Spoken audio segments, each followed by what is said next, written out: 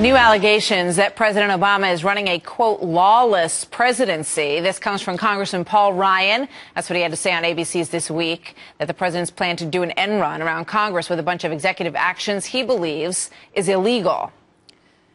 We have an increasingly lawless presidency where he is actually doing the job of Congress, writing new policies and new laws without going through Congress. Presidents don't write laws, Congress does.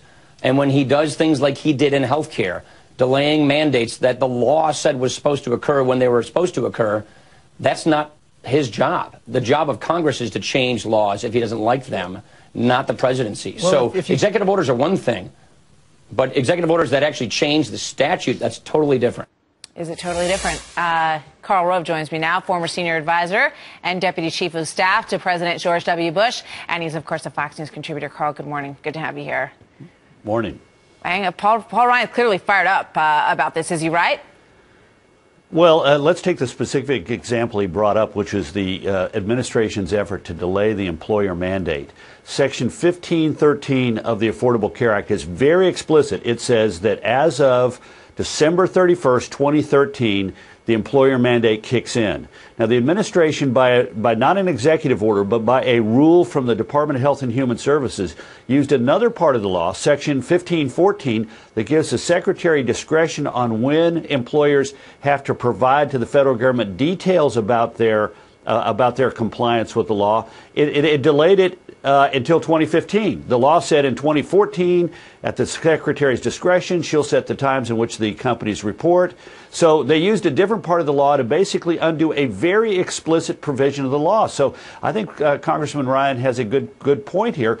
Executive orders, there are three areas of concern. One is an executive order, one is a legislative regulation, and the final one are the president's own actions.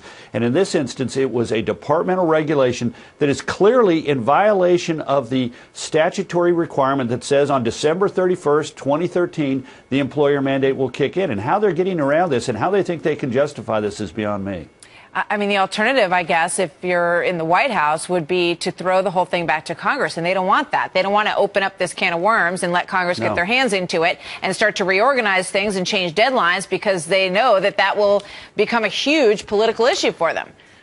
Right, but look, the Constitution is set up so that the legislative responsibility is lodged with the Congress, not the executive branch. The president has done this twice before in very high-profile ways, gone around Congress. Congress refused to pass the DREAM Act, which said that we're going to allow young people who were brought to the United States as children and who have lived here for most of their lives to become U.S. citizens. Congress refused to approve it. So the president, by an executive order from the White House, exempted the people affected by the DREAM Act for 1 year from being subject to the enforcement of our immigration laws. Where he got the statutory authority, no matter how laudable a goal, where he got the statutory authority to do that is beyond me. We also are seeing it now on cap and trade. In 2009, with an overwhelmingly Democrat Congress, the president could not get cap and trade in place. Now he's attempting to do it by regulation through the Environmental Protection Agency. And again, no statutory authority that I see to do this. These things tend to be litigated in court, and so far when they have been litigated, the president has tended to lose. You know, I mean, I think that the White House could look at this situation and say, look, Congress's approval numbers are even lower than ours.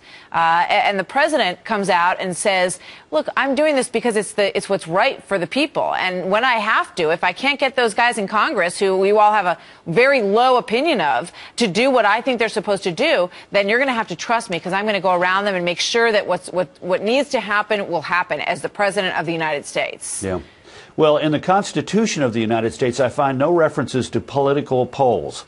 I don't see any part of the Constitution or the amendments to it that say the president has the right, if Congress is less popular than he is, to ignore their responsibilities to legislate and his responsibility to execute, to faithfully execute the laws of the United States. Look, Congress was unpopular when the president decided that it was his right to determine when Congress was in recess, and he made a series of recess appointments to the National Labor Relations Board.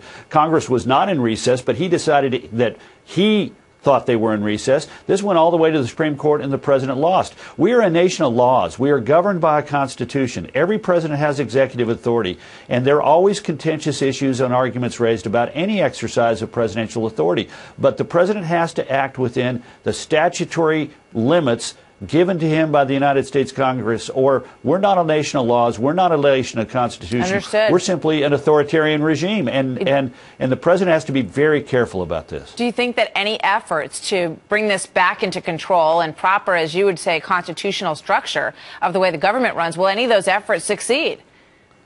Well, yeah, I believe they will. We saw it on the National Labor Relations Board. He acted in an unconstitutional way, and the United States Supreme Court said the president doesn't get to decide when Congress is in recess. Only the House and Senate get to decide when they're in recess. Now, let's take the example that Paul Ryan brought up and where we started this, the Affordable Care Act and the employer mandate. The difficult thing here is two things. One is, first of all, businesses like that they don't have to pay, come into conformity with the act, so they're not going to be suing on it. And then the question gets to be, who has standing to take this to court? I do think Congress is likely to ask the administration to come and defend its actions like this, and then engage in a national dialogue as to whether or not this is appropriate. But some of these things, like the Keystone XL pipeline or the NLRB appointments or these EPA regulations, they're likely to end up in court, and the courts are going to have to be asked to adjudicate this dispute between the executive and the legislature. Well, it's interesting because where health care is concerned, Republicans in Congress wanted the delay, and so the president's giving it to them in a number of different forms, but on his own terms. And you and many others are saying it's constitutionally